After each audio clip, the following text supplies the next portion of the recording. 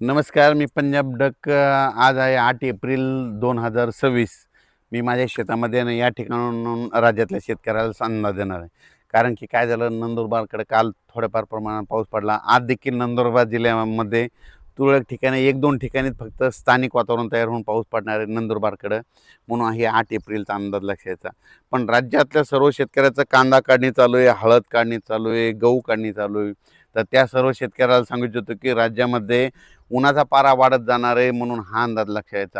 म्हणजे सांगायचं झालं तर 20 तारखेपर्यंत चांगलं कडक ऊन राहणार आहे, वारं सुटणार आहे, म्हणून हे देखील लक्षात.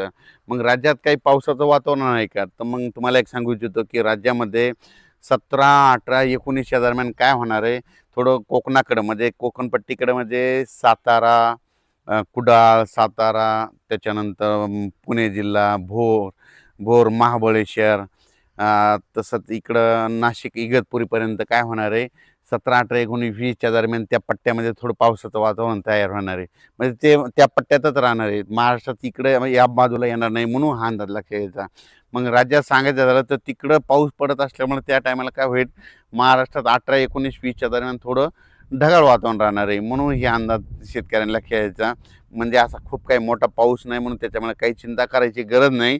फक्त राज्यातले सर्व शेतकरी 20 तारखेपर्यंत चांगलं कडाक्याचं ऊन राहणार आहे, म्हणून हा अंदाज सर्व शेतकऱ्यांनी लक्षात घ्यायचा.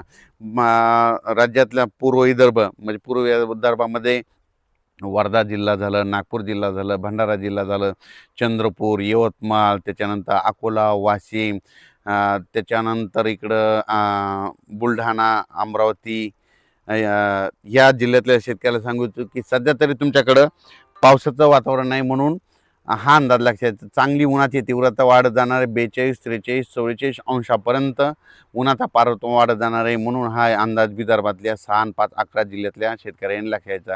त्याच्यानंतर आपण मराठवाड्याकडे वळू. मराठवाड्याकडे नांदेड जिल्हा झालं, हिंगोली जिल्हा झालं, परभणी जिल्हा झालं, जालना जिल्हा झालं, संभाजीनगर, बीड जिल्हा झालं, धाराशिव जिल्हा, लातूर जिल्हा, ह्या मराठवाड्यातल्या सर्व शेतकऱ्याला सांगू इच्छितो की तुमचा हळद असेल, कांदा असेल, काढायला सुरुवात करा. कारण की सध्या तरी पाऊस 20 तारखेपर्यंत कसलं वातावरण नाही, फक्त 18, 19च्या दरम्यान थोडं ढगाळ वातावरण राहणार आहे, म्हणून हे तेवढंच अंदाज त्यांनी लक्षात घ्यायचा. कारण की त्याच्यानंतर आपण काय करू, इकडं उत्तर महाराष्ट्राकडं अहिल्यानगर जिल्हा, अहिल्यानगर, नंदुरबार, धुळे, जळगाव, नाशिक या जिल्ह्यातल्या शेतकऱ्याला सांगू इच्छितो की जळगाव जिल्ह्यातल्या शेतकऱ्याला सांगू इच्छितो तुमच्याकडे सध्या तरी पावसाचं वातावरण नाही चांगलं, असं म्हणजे मागं जसं पडलं तसं अवकाळीचं सावट नाही, स्थानिक वातावरण तयार होऊन थोडंफार होत असते, म्हणून त्याच्यामुळे एवढी काही चिंता करायची गरज नाही. म्हणून उत्तर महाराष्ट्रातल्या शेतकऱ्यांनी कांदे काढायला हरकत नाही, गहू काढायला हरकत नाही. कारण की सध्या तरी पाऊस नाही, मग आता ऊन वाढत जाणार आहे, वारं सुटणार आहे, म्हणून हे लक्षात यायचं.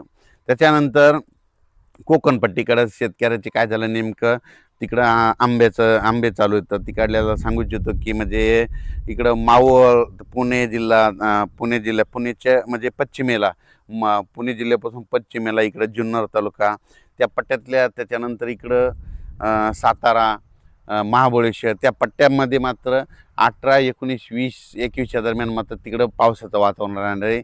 काही ठिकाणी पाऊस पडणार आहे, म्हणून हा अंदाज त्या कोकणपट्टीच्या शेतकऱ्यांनी लक्षात घ्यायचा.